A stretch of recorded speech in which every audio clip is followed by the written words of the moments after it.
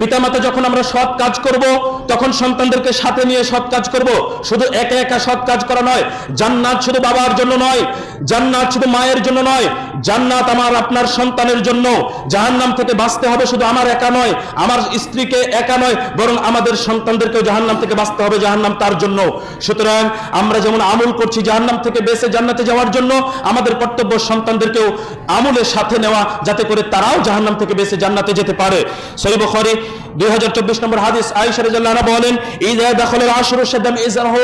রাসূলুল্লাহ সাল্লাল্লাহু আলাইহি ওয়াসাল্লামের নিকটে যখন রমজানের শেষ দশক আসতো, তখন তিনি তার লুঙ্গি ভালোভাবে কষে নিতেন, অর্থাৎ এই 10 দিন ইবাদত করার জন্য তিনি ভালোভাবে জোরালো প্রস্তুতি গ্রহণ করতেন। ওয়া আহইয়া লাইলাহু, তিনি নিজে রাতে জেগে থাকতেন। ওয়া আইকাযা আহলাহু, আর তিনি তার আহাল পরিবার পরিজনকে জাগিয়ে দিতেন ইবাদত করার জন্য। তাহলে আল্লাহর নবী সাল্লাল্লাহু আলাইহি ওয়াসাল্লাম শুধু একা ইবাদত করেননি, তার পরিবার পরিজনকে সাথে নিয়ে ইবাদত করেছেন, কেননা সবাইকে জাহান্নাম থেকে বাঁচতে হবে, জান্নাতে প্রবেশ করতে হবে। আল্লাহ সুবহানাহু ওয়া তাআলা সূরা তাহরিমের 6 নম্বর আয়াতে বলেছেন, ইয়া আইয়ুহাল্লাযীনা আমানু, হে ঈমানদারগণ, ও আনফুসাকুম ওয়া আহলিকুম নারা, তোমরা নিজেরা এবং তোমাদের আহাল পরিবার পরিজনকে জাহান্নামের আগুন থেকে বাঁচাও। তাহলে আমাদের একাকে বলা হয়নি, পরিবার পরিজনকেও জাহান্নামের আগুন থেকে বাঁচাতে বলা হয়েছে। আর এইটা করতে হলে নিজেরা যেমন আমল করব, সন্তানদেরকে সাথে নিয়ে আমল করতে হবে। আরেকটি দলিল নিন, সূরা তোহা 132 নম্বর আয়াত, আল্লাহ সুবহানাহু ওয়া তাআলা বলছেন, ওয়ামুর আহলাকা বিস-সালাতি ওয়াসতাবির আলাইহা, আপনি আপনার আহাল পরিবার পরিজনকে সালাত আদায়ের নির্দেশ দিন, আর আপনিও তাতে অবিচল থাকুন। অর্থাৎ পরিবার পরিজনকে যেমন সালাত আদায়ের নির্দেশ দিতে হবে, সালাত আদায়ের কথা বলতে হবে, নিজেও সালাত আদায়কারী হতে হবে, তার উপরে প্রতিষ্ঠিত থাকতে হবে। এতে বোঝা যায় নিজে শুধু আমল করব না, বরং পরিবারের সকলকে সাথে নিয়ে আমল করব।